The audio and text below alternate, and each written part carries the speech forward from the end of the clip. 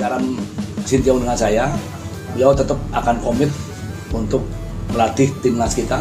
Artinya beliau akan terus melatih.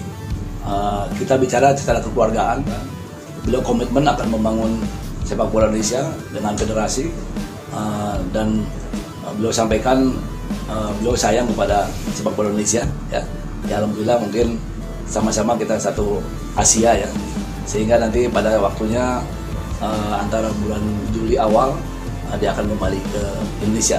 Sampaikan salam hormat dari Shin Tae-yong kepada pencinta sepak bola. Shin Tae-yong resmi kembali melatih timnas Indonesia, sebuah awal baru menuju masa depan gemilang. Kabar yang telah lama dinanti oleh pencinta sepak bola nasional akhirnya resmi diumumkan. Shin Tae-yong kembali melatih timnas Indonesia.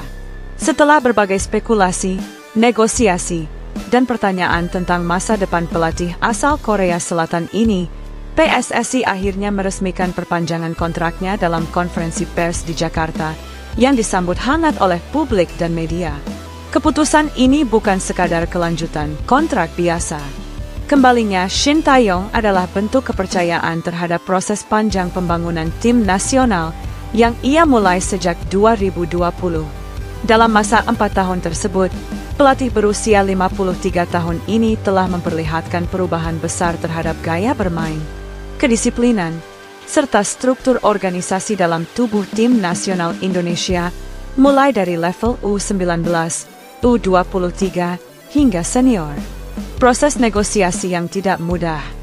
Proses negosiasi antara PSSI dan Shin Tae-yong sempat mengalami tarik ulur. Dalam beberapa bulan terakhir, publik dibuat was-was dengan isu bahwa sang pelatih mungkin tidak akan memperpanjang masa baktinya. Isu mengenai perbedaan visi, fasilitas pelatihan, hingga program jangka panjang sempat menjadi sorotan. Namun akhirnya, kedua belah pihak mencapai titik temu.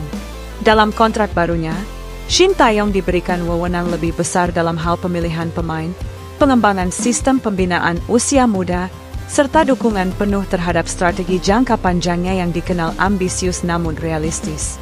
PSSI, melalui Ketua Umum Erick Thohir, menegaskan bahwa mereka akan berupaya lebih maksimal untuk memberikan fasilitas, infrastruktur, dan dukungan manajemen agar pelatih berkualitas seperti Shin bisa bekerja optimal. Rekam jejak dan transformasi di bawah Shin Tae-yong. Sejak pertama kali diperkenalkan ke publik Indonesia pada akhir 2019 dan mulai aktif melatih pada 2020, Shin Tae-yong menghadapi tantangan besar. Pandemi COVID-19 memaksa banyak program ditunda atau dirombak.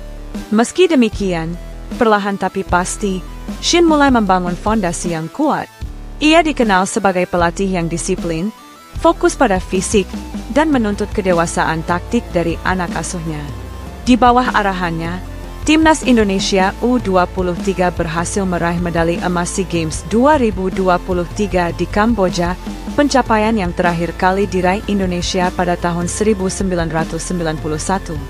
Di level senior, pencapaian besar lainnya adalah lolosnya Indonesia ke putaran ketiga kualifikasi Piala Dunia 2026 zona Asia, sebuah pencapaian historis yang menandai peningkatan performa signifikan tim nasional.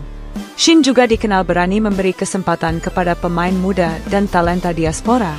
Nama-nama seperti Marcelino Ferdinand, Rafael Struijk, Justin Hubner, hingga Pratama Arhan tumbuh dan berkembang di bawah arahannya.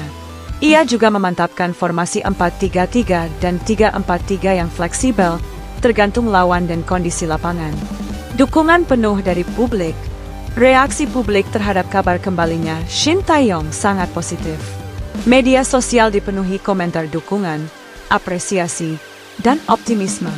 Nama Shin Tae-yong bahkan sempat menjadi trending topik nasional. Banyak yang menganggap keputusan ini sebagai langkah paling logis dan strategis jika Indonesia ingin terus berada di jalur peningkatan prestasi internasional. Para pemain juga menyambut baik berita ini. Beberapa di antaranya, seperti Jordi Amat, Asnawi Mangkualam, dan Marcelino Ferdinand, secara terbuka menyatakan rasa syukur dan antusiasme untuk kembali berlatih di bawah Shin Tae-yong. Mereka mengakui bahwa disiplin dan metode latihan Shin berbeda dibanding pelatih-pelatih sebelumnya dan memberikan dampak langsung terhadap performa pribadi maupun kolektif tim. Tantangan di depan mata. Kembali melatih timnas tentu bukan tanpa tantangan bagi Shin Tae-yong.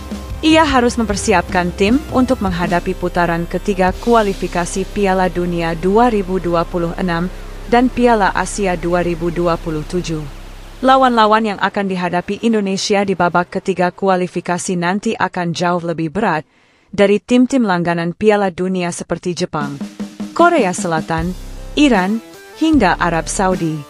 Untuk bisa bersaing, Indonesia tak cukup hanya dengan semangat, melainkan juga harus terus meningkatkan kualitas teknis, taktik, dan mental. Selain itu, Shin juga diharapkan memperkuat sinergi antara klub-klub lokal dengan program tim nasional. Agenda yang padat seringkali menimbulkan polemik antara klub dan timnas, terutama terkait jadwal liga dan pemanggilan pemain. Disinilah diplomasi sepak bola dari PSSI akan sangat menentukan. Harapan baru, generasi emas di depan mata. Keputusan untuk melanjutkan kerjasama dengan Shin Tae-yong dianggap oleh banyak pengamat sebagai peluang emas untuk membentuk generasi emas baru sepak bola Indonesia.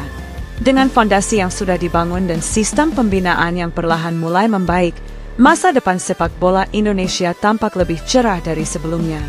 Jika semua pihak PSSI, pelatih, pemain, klub, dan supporter bisa bekerja dalam satu visi yang solid, maka mimpi untuk melihat Indonesia tampil di Piala Dunia, sesuatu yang selama ini terasa mustahil, mungkin bisa jadi kenyataan.